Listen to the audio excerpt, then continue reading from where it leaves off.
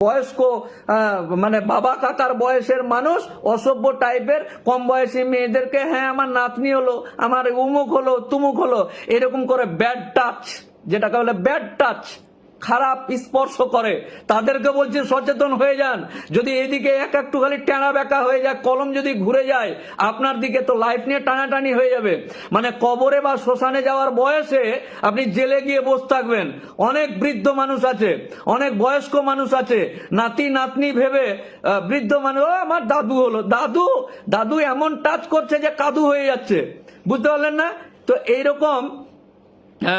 এইরকম বিষয়গুলো থেকে সচেতন থাকতে হবে। আর নিজের মেয়ে ছেলেদেরকে, বাড়িতে আদরের কন্যা সন্তান যারা আছে তাদেরকে, ইয়াং তরুণ বৃদ্ধ বয়স্ক সবার কাছ থেকে নিজেকে সুরক্ষিত করে একবারে মুরগির পালকের মতন ঘেরে রেখে নিজের মেয়ে নিজের কন্যাদেরকে মানুষ করতে হবে আগামী দিনের জন্য। ভালো থাকুন, সুস্থ থাকুন।